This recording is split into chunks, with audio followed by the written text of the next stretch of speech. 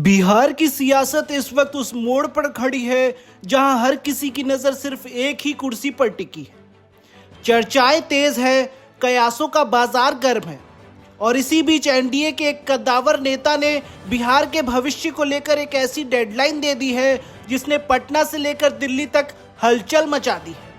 रोहतास के डेहरी पहुंचे बीजेपी सांसद मनोज तिवारी ने न केवल अगले मुख्यमंत्री को लेकर बड़ी बात कही बल्कि नीतीश कुमार के भविष्य पर भी एक ऐसा बयान दिया जो काफी कुछ इशारा कर रहा है। बिहार के नेतृत्व में परिवर्तन की अटकलों के बीच मनोज तिवारी ने सस्पेंस को एक नया मोड़ दे दिया है।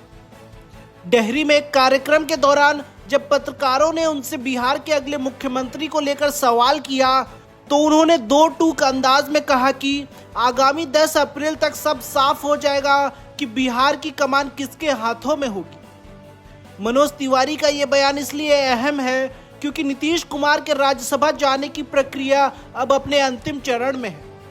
मनोज तिवारी ने संकेतों में यह भी कह दिया कि उम्र का तकाजा सबके सामने आता है, जो इस बात की पुष्टि करता है कि बिहार में अब एक नए युग की शुरुआत होने वाली है।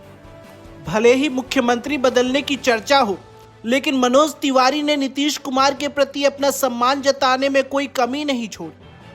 उन्होंने कहा कि नीतीश जी ने बिहार की छवि को दुनिया के सामने बदलकर रख दिया है। जिस दौर में उन्हें बिहार मिला था वहां से निकालकर आज वे इसे जिस मुकाम पर लाए हैं उसके लिए पूरा प्रदेश उनकी प्रशंसा कर रहा है।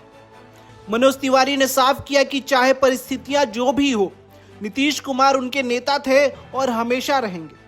उन्होंने उम्र के साथ आने वाले बदलावों को एक स्वाभाविक प्रक्रिया बताया, लेकिन विकास के लिए मुख्यमंत्री के विजन की जमकर सराहना की। विपक्ष द्वारा नीतीश कुमार पर लगाए जा रहे परिवारवाद के आरोपों को मनोज तिवारी ने हास्यास्पद करार दिया।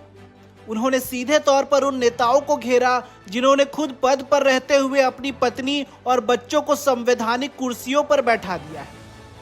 मनोज तिवारी ने कहा कि जो लोग अपने पूरे खानदान को राजनीति में सेट कर चुके हैं वे नीतीश कुमार जैसे ईमानदार व्यक्ति पर आरोप लगाकर खुद से झूठ बोल रहे हैं।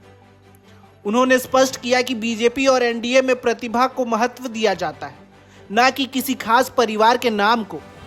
मनोज तिवारी ने 10 अप्रैल की जो लकीर खींची है उसने बिहार की राजनीति में काउंटडाउन शुरू कर दिया है।